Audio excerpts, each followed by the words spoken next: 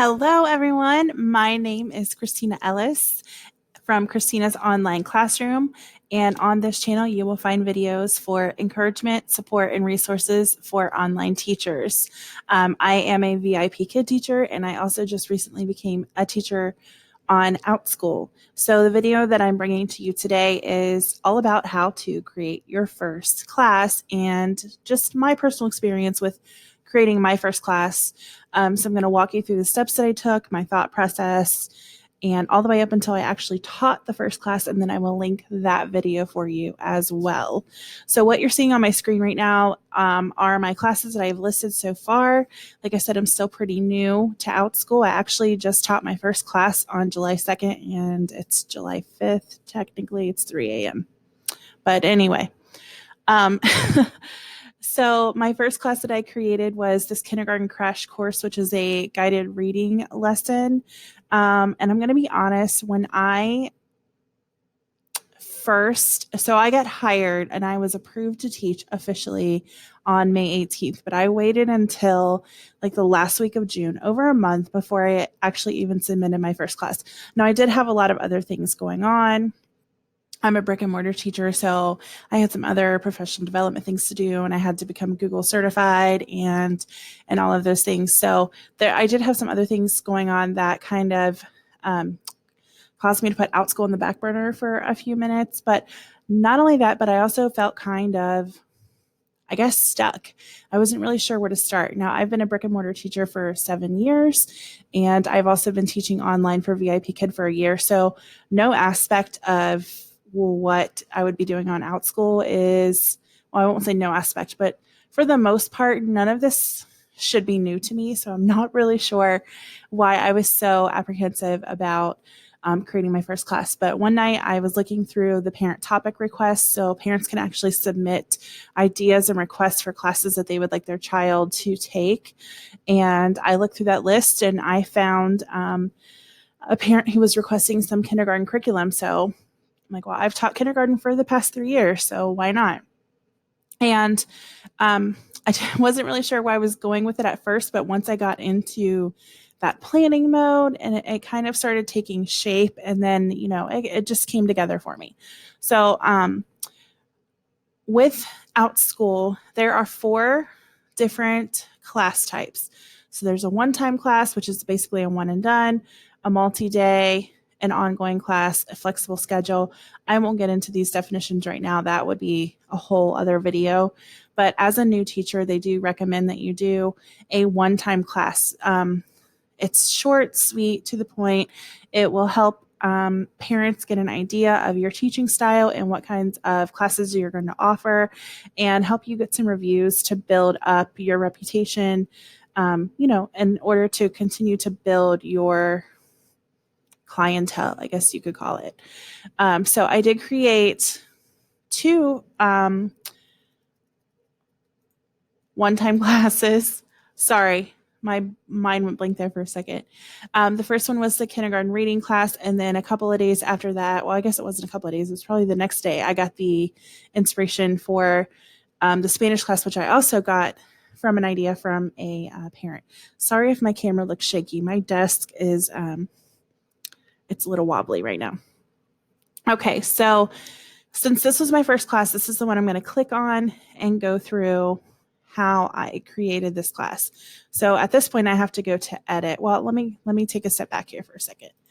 So when you are creating your first class, so when it's your first time, you won't have anything listed here like I do. So you would just click add a class.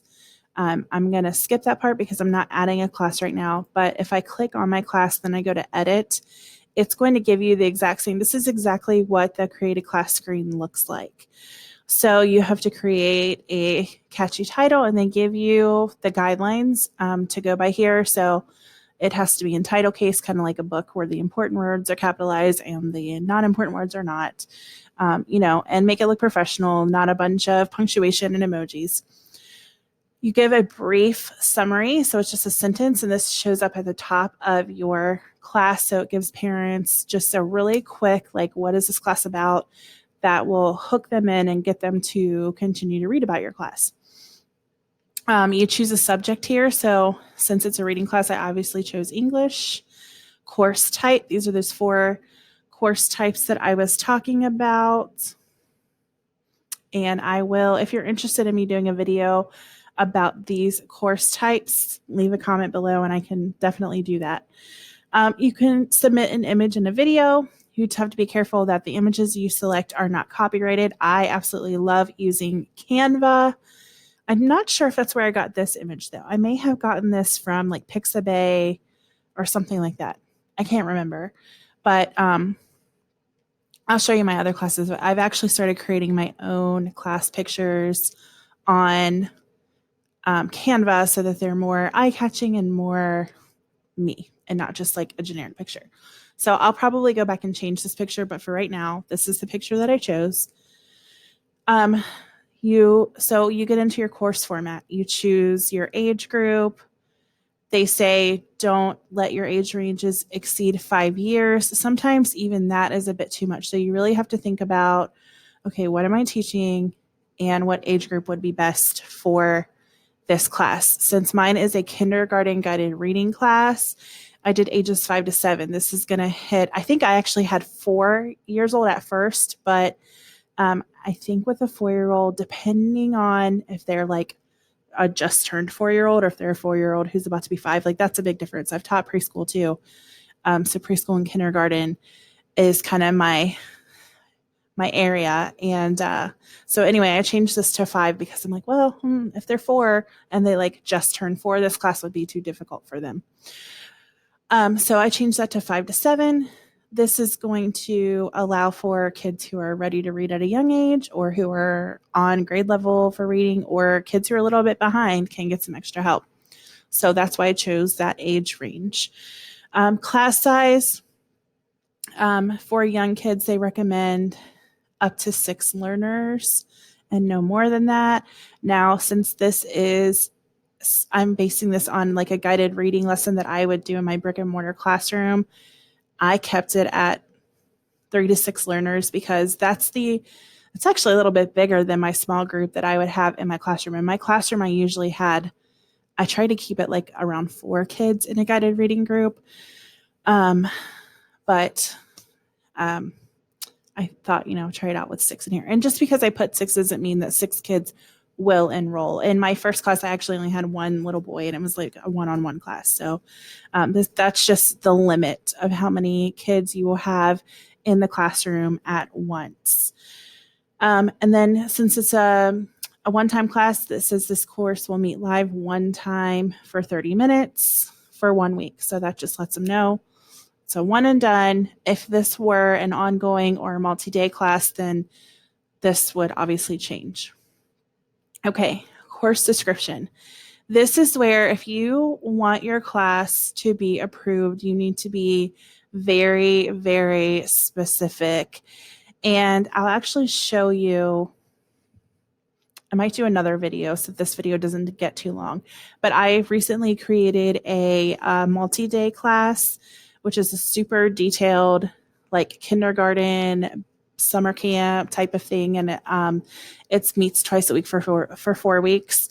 And that one I was super detailed and outlined each class. So this one, since it's a one and done, I just said in this introductory course, learners will practice skills in phonics, sight words, reading strategies, and reading comprehension. The structure of this class will be similar to a guided reading lesson. I use Orton Gillingham methods of teaching phonics and sight words, and those words practiced in the first half of the course will be directly related to the leveled reader that learners will practice reading for the second half of the course. And then I also put a little note, in order to have the best experience, learners should already know most letter names and sounds. If they don't know some letter names and sounds, then that part might be a little bit difficult. They don't have to know them. That's the point of them having a class. But if they have a general idea or at least know a few letters, that's helpful. And then I said that this class is meant to give you a sample of an ongoing kindergarten guided reading class I will be offering. So I plan to create an ongoing guided reading class later on. I just haven't done that yet. And then you put your learning goals. If you're a brick and mortar teacher, this would be your learning targets, basically. So be specific about what the students are going to learn. So in this class, they'll be able to blend letter sounds to read CVC words. They will learn strategies for effectively learning to read and spell sight words. They will then be able to apply those skills by reading an appropriate kindergarten level reader and demonstrate comprehension of what they read. So basically, I start with phonics, practice some words that not all of them will be in the book, but I chose letters and words in the book, and I put the letters on a slide. I'll show you that in a second. And then we practice. It's like a blending board, just moving the letters around and creating words. And then we practice the sight words that are in the book. And then once they've had that practice with reading those words, then that makes reading the book easier for them. And then we can focus more on the reading strategies and then do the comprehension as well. Of course, there's no homework. That's optional. Assessment. There's not really an assessment for this one-time class. I mean, I am informally assessing them anyway as we are having the class, and I can tell, if they're having trouble, if they need more help with phonics or whatever the situation is, but there's not technically an assessment. I did link my kindergarten readiness summer camp as my next class. If this is your first time creating a class, you won't have that there. I actually just added this today. This wasn't there, obviously, when I first created this class because I didn't have a class at the time. And you do have to get your first class approved and published before you could submit any other classes for approval. Additional notes. This is where you will tell the parents whether there is any work outside of class that is required, if there are any sources that they'll need to access. So teacher expertise is optional. I did fill this in. This is more for sensitive or high risk topics, like especially there are some classes about like social emotional things and bullying and just other like sensitive topics. And so you have to have an area of expertise in those subjects to teach a class on that. So I technically didn't have to fill this in, but I did anyway. Materials for this class, they don't need anything. They just bring themselves. So this is a very easy, straightforward, just here you have it kind of class. This is a generic welcome post that Outschool already puts in there for you. You can change this if you want. I left mine as is. And then pricing. So with Outschool, you may or may not know that you get to determine the price for your class. And so mine, since it's 30 minutes, I'm charging $8. I kind of base that off of my VIP kid base pay.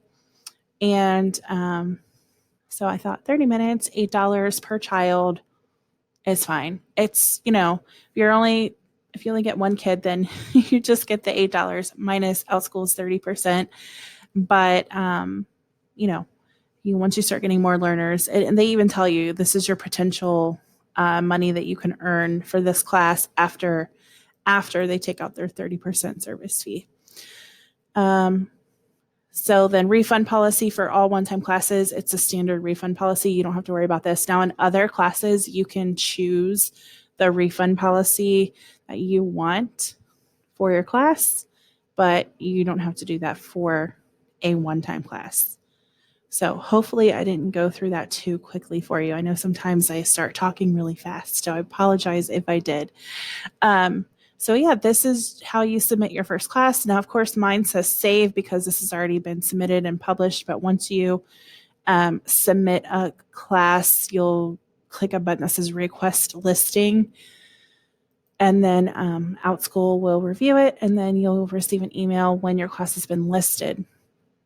Once your class has been listed, you can then create sections. So these are my sections for my different classes. So what I would do, if I wanted to add a section, I would just click it here. So these are my sections, and these canceled ones are where I was trying to figure out how to set the time. I'll show you really quickly though. It's not difficult at all. this is grayed out until you actually have a time. So you would just click add a meeting time.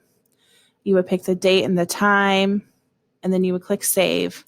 And then once you do that, you will want to make sure that you click public. If you click private, it won't be viewable in the search when parents are searching for classes. And the reason that private is an option is because you might be hosting or holding a private class specifically for one student or a group of students. I know sometimes there are even like themed parties offered on Outschool that parents pay for. So that might be a scenario where you would use the private listing. But for the most part, you're going to put your time and click public and save it. So I'm not going to list this section. Now I am going to go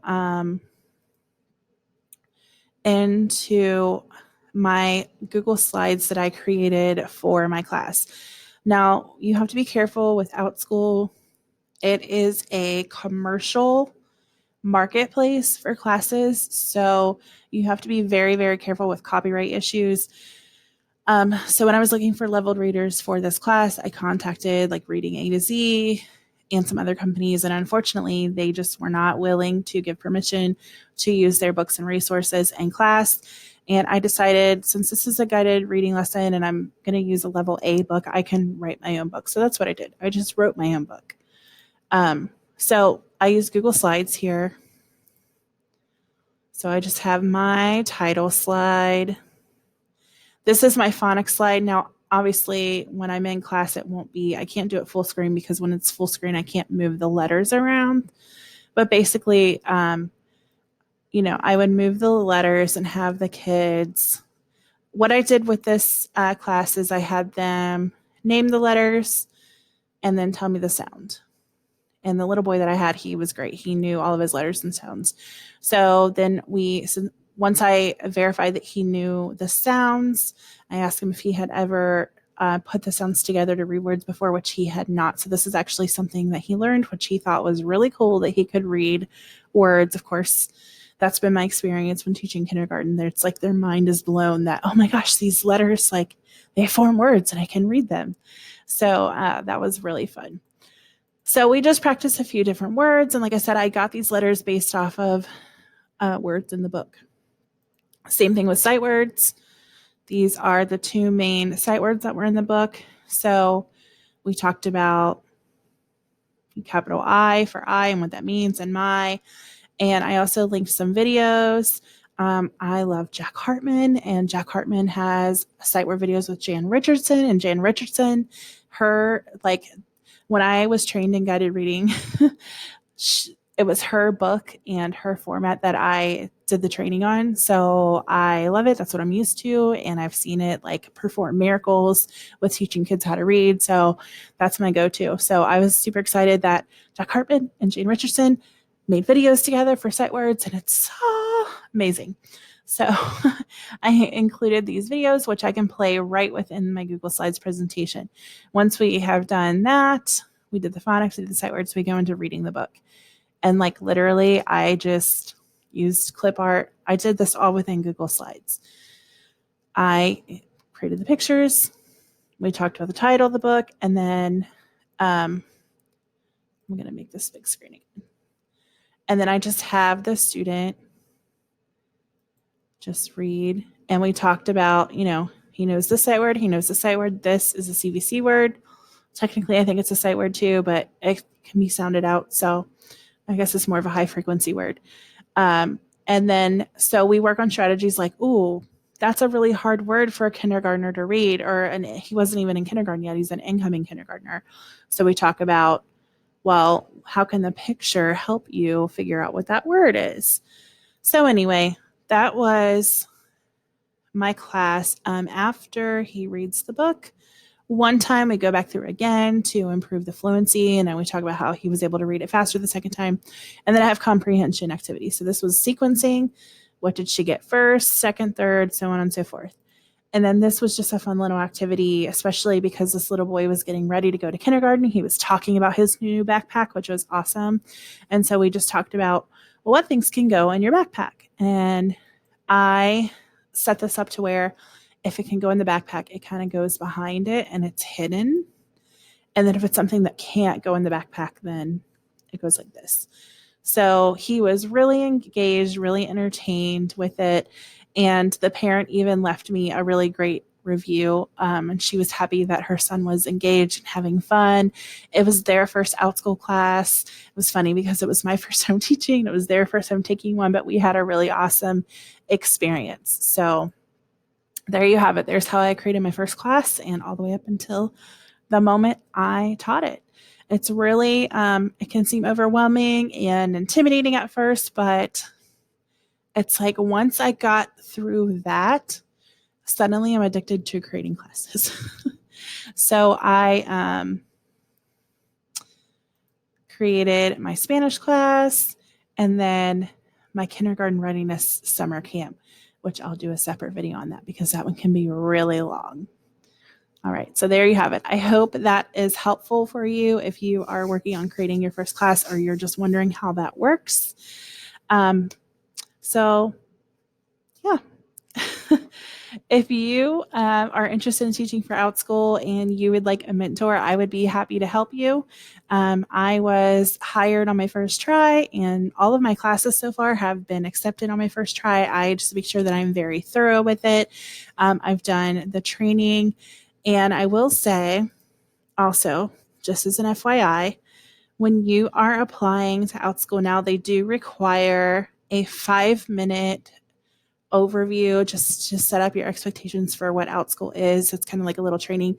This was not part of the application process just a couple of months ago when I applied. So this is new.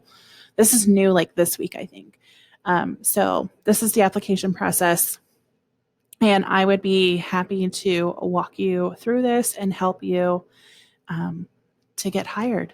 And I'll probably be doing a video on the application process since it has all changed now. And all of the other videos that are on YouTube now are slightly outdated. So that will be, look forward to that. So yeah, if you would like more videos about Outschool and all of the things that I have coming up, please click the subscribe button and click that notification bell so that you are notified when those videos are posted. And like I said before, also, if you have any questions, comments, any observations, anything that you'd like to tell me, please leave a comment below and I will get back to you. All right, guys, thanks for watching and have a great day.